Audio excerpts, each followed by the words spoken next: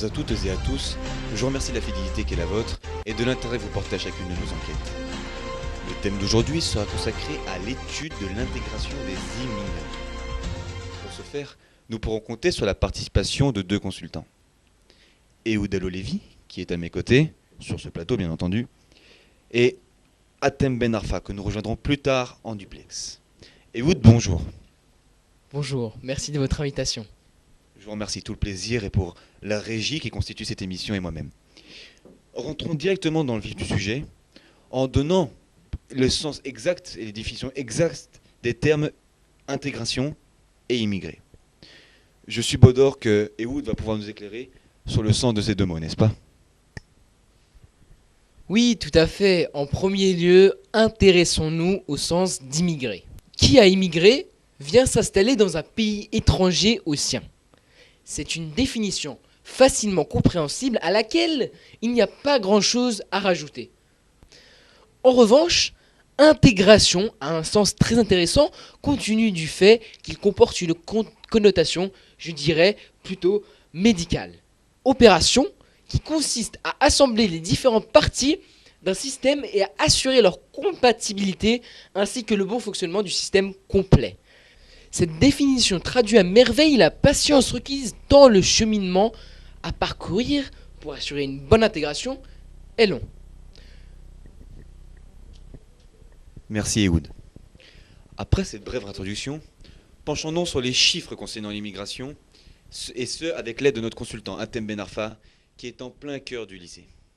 Oui, tout à fait Alexandros, et plus précisément devant le CDI, Centre littéraire et culturel du lycée, où j'ai pu recueillir toutes les informations concernant ces chiffres que je vais vous restituer immédiatement.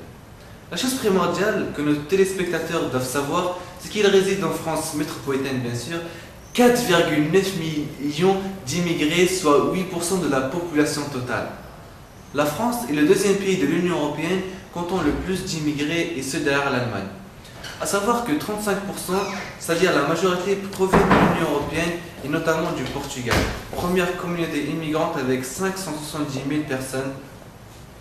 Également, 31% d'entre eux, et c'est énorme tant cette région du monde compte bien moins d'habitants que l'Union européenne, proviennent du Maghreb et plus particulièrement d'Algérie avec 580 000 immigrants. A noter que la Turquie compte 180 000 membres en France, autrement dit la plus grande partie des populations venant du reste du monde, qui regroupe 29% des immigrés composés de pays subsahariens et d'Asie occidentale.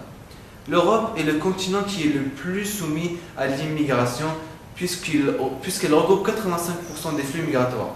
En s'intéressant de plus près au statut familial de ces immigrés, on constate que 20% d'entre eux peuvent être classés dans une seule et même catégorie, celle où l'on retrouve 2 parents non actifs et 2 enfants scolarisés.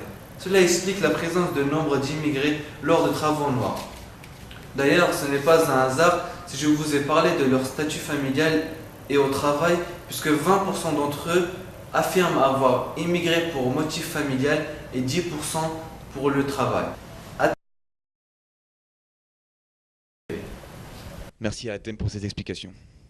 Avant de parler des critères d'une intégration réussie et des problèmes que les immigrés peuvent rencontrer pour y arriver, nous avons sondé quelques personnes et leur avons posé la question suivante. Que peut apporter l'immigration ? Je vous propose de regarder quelques éléments de réponse. Vous savez, quand on est issu de l'immigration et qu'on se lance dans un métier comme le mien, qui est l'armée, je suis pilote à l'armée, on rencontre toujours un certain nombre de problèmes et on va dire des conflits avec certains confrères. Pour moi, les critères d'intégration sont le respect, l'acceptation de la différence de chacun, accepter que quelqu'un de différent puisse se mettre au même pied d'égalité avec moi, et à partir de ce moment-là, il n'y a pas de problème. Bien sûr, une remise en cause de toutes les personnes doit se faire, et celui qui veut se faire intégrer doit aussi accepter un certain nombre de règles. Et à partir de ce moment-là, tout peut très bien se passer. Les critères d'une bonne intégration, je dirais de manière générale qu'il n'y a pas de recette magique en fait. Qu'il y a différents chemins et que chacun doit trouver lui son chemin et sa manière d'arriver à une bonne intégration. Mais il faut être d'accord déjà sur la base, on parle de à qui en parlant d'intégration? Parce que moi, personnellement, qui suis née en France, j'ai pas à m'intégrer. Je suis française. J'ai pas intégré la France. J'y suis, j'y ai vécu, j'ai grandi là. J'ai eu aucun contact à part la France, donc je suis française, je suis intégrée. Mais en revanche, pour des personnes qui ont une autre culture ou ont vécu ailleurs, ou en France, les critères d'intégration, je dirais, ils sont différents pour chacun. On peut avoir par exemple la réussite sociale, ça peut aider, ça peut être un plus. Mais la base de tout, je pense que c'est le respect. Le respect, je pense que c'est la base. Ensuite, le respect, il faut voir ça des deux côtés. Le respect que les autres apportent à l'immigré en question et le respect que l'immigré doit avoir de soi-même en fait. Par exemple, dans les écoles. Au lieu de nous raconter, par exemple, il faut savoir que déjà moi, mes ancêtres ne sont pas gaulois et qu'on se le dise, tout le monde le sait. Mais par exemple à l'école, voilà, au lieu de renier l'histoire de ces grandes personnes, Averroès, Avicenne, etc., qu'on leur dise que vous, en tant qu'immigrés, vous avez votre histoire, qu'elle est importante, faut que la personne aussi se respecte, se bâtisse à travers ça. Et ça, c'est important, le respect de soi et le respect que les autres doivent lui apporter. Et bien sûr, le respect de l'immigré envers les autres. C'est mon point de vue personnel. Autant de réponses enrichissantes et perspicaces. Je vous invite maintenant, Ehud, à expliquer aux téléspectateurs les différents types d'immigration qui existent, les critères d'une intégration dite réussie et des problèmes liés à l'immigration en France. Je vous remercie.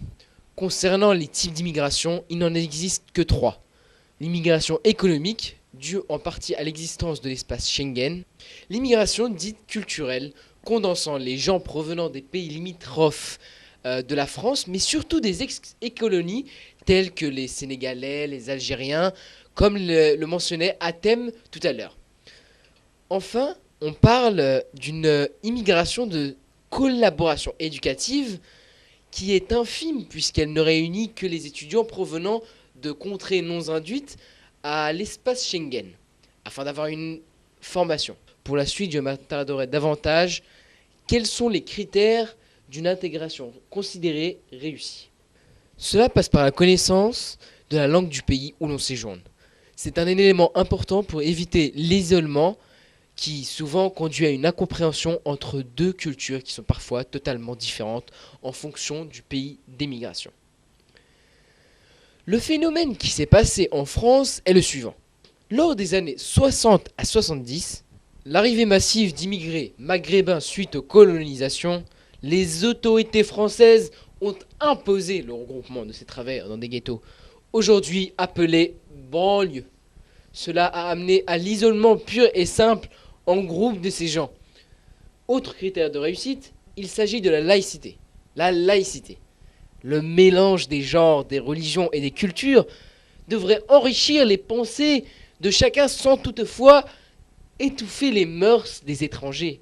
De plus, l'interprétation de la laïcité est en fait détournée afin qu'elle soit utilisée à des fins parfois racistes. C'est pour cela qu'il doit régner la mixité sociale, qui est un gage de réussite, comme peut le montrer le sport par exemple. La formidable épopée des Bleus de 1998 avec une génération black-blanc-beurre, ou la réussite des Barjots en Coupe du Monde du handball, emmenée par son capitaine, le très basané Jackson Richardson. Cette même mixité qui permet une accessibilité pour tous à l'éducation.